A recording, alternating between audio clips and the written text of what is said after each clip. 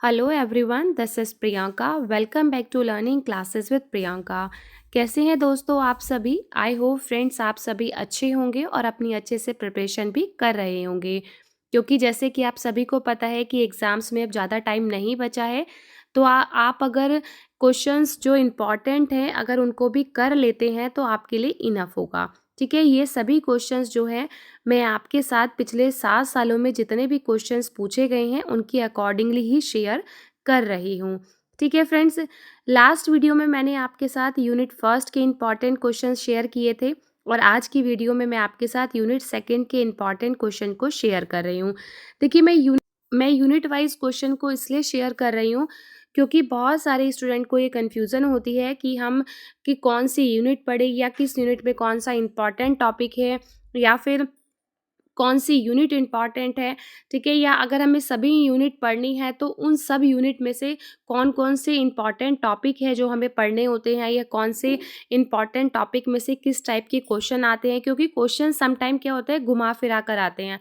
Answer हमें पता होता है, हमने आंसर को पढ़ा होता है, टॉपिक हमें जानते हैं, हम अवेयर होते हैं टॉपिक के बारे में, लेकिन कभी-कभी जब क्वेश्चन घुमा-फिरा के आ जाता है तो हम कन्फ्यूज़ हो जाते हैं कि हम उस आंसर को कैसे अटेम्प्ट करें। ठीक है?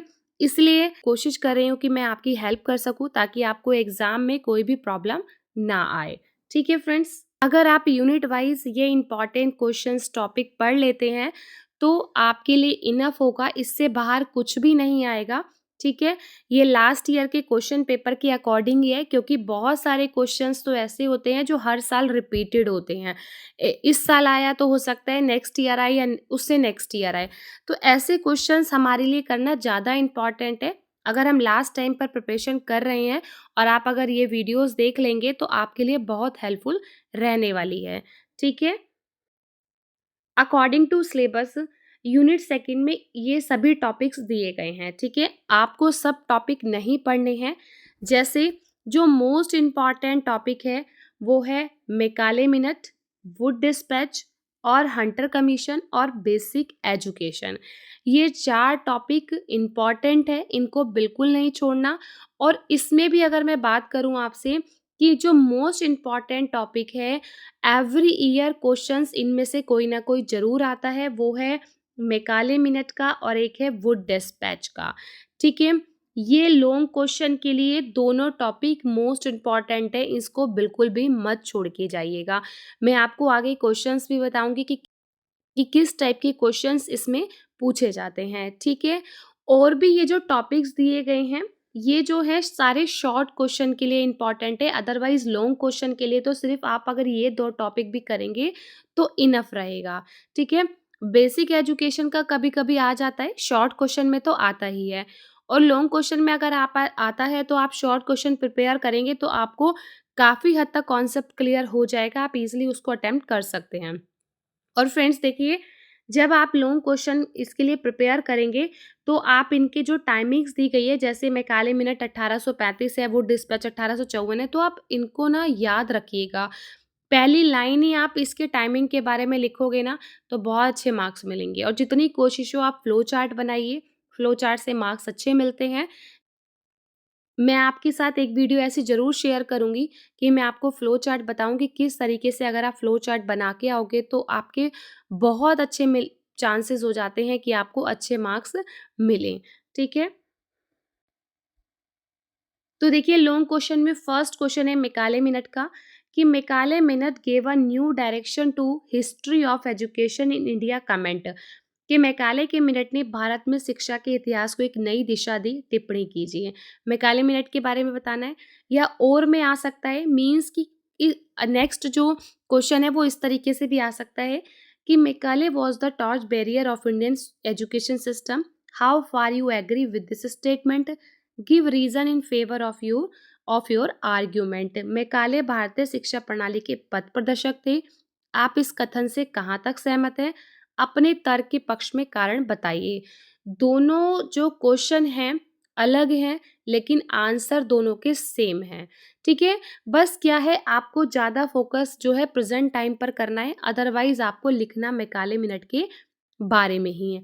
मैकाले मिनट का टॉपिक आपको मेरे चैनल पर मिल जाएगा। मैं उसका लिंक भी जो है डिस्क्रिप्शन बॉक्स में शेयर कर दूंगी। आप मेरे चैनल पर जाके देख सकते हैं। आपको जो है हेल्प हो जाएगी कि आपको टॉपिक किस तरीके से अटेम्प्ट करना होता है, ठीक है? नेक्स्ट है Wood dispatch is called the Magna Carta of Indian education discuss. Wood के प्रेषण को भारतीय शिक्षा का मैग्ना चार्टा कहा जाता है, चर्चा कीजिए। देखिए ये क्वेश्चन 2 बार पूछा गया है, 2017 में भी और बस 1 साल का गैप, उसके बाद 2019 में भी, ठीक है? 2 बार क्वेश्चन आया है, इसलिए हमारे लिए इम्पोर्टेंट हो जाता है कि हम ये क्वेश्चन बिल्कुल भी ना मिस करें, ठीक है? मैकाले और वुड डिस्पैच ये दोनों क्वेश्चन लॉन्ग क्वेश्चन के पॉइंट ऑफ व्यू से मोस्ट इम्पॉर्टेंट है। इसमें से हर साल कोई ना क्वेश्चन ज़रूर आता है, ठीक है? हंटर कमीशन का भी एक बार देख लीजिएगा, एक बार देखेंगे तो कॉन्सेप्ट समझ में आ जाएगा। और एक है बेसिक एजुकेशन, और बेसिक एजुकेशन जो है आपकी फ़िलॉसफ़ी वाले उसमें भी आपके लिए हेल्पफुल रहेगी, क्योंकि ये फ़िलॉसफ़ी वाले में भी बेसिक एजुकेशन के बारे में जो महात्मा गांधी का मॉडल है पूछा जाता है, ठीक है? इवन बीएड सेकंड ईयर में भी है। लॉन्ग क्वेश्चन के में जो है बहुत रेयर चांस होता है कि ये आ जाए, फिर भी आप एक बार देख लेंगे, ताकि एक बार देखने से क्या होगा, आपको थोड़ा-सा कॉन्सेप्ट पता हो, फिर आप अपनी लैंग्वेज में उसको ईज़िली अटेम्प्ट कर सकते हैं, ठीक है? बस हमारे लिए ना थोड़े से कमीशंस जो होते हैं वो अपनी लैंग्वेज में लिखना डिफ़िकल्ट होता है, अदरवाइज़ जैसे यूनिट फर्स्ट है आपकी वैदिक, बुद्धिस्ट, मेडिवल, तो आप उनको तो अपनी लैंग्वेज में अगर आपको थोड़ा बहुत भी उनके बारे में पता है तो आप लिख सकते हो। कमीशन में आपको मोस्टली पॉइंट टू पॉइंट ही लिखना होता है, ठीक है?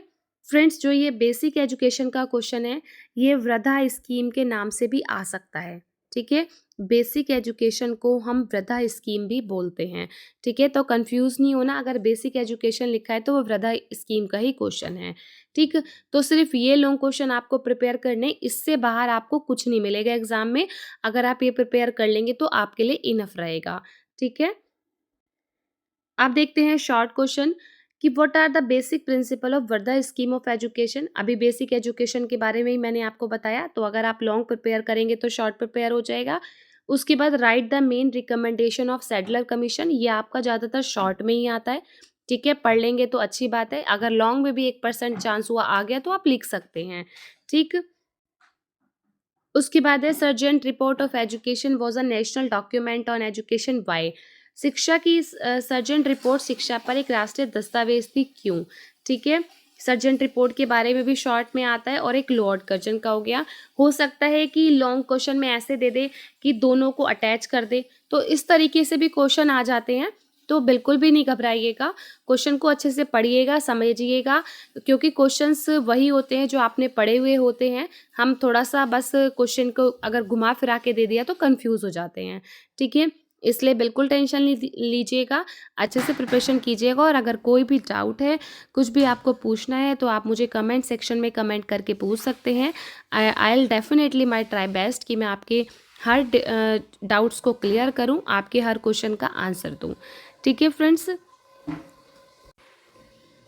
अगर वीडियो हेल्पफुल रही हो, इन्फॉर्मेटिव रही हो, तो वीडियो को लाइक, शेयर एंड कमेंट कर दीजिएगा, और चैनल से नए जुड़े हैं तो सब्सक्राइब कर दीजिएगा। मिलते हैं अपने नेक्स्ट वीडियो में। Bye bye and take care, and thank you so much for connected with my channel. Bye bye.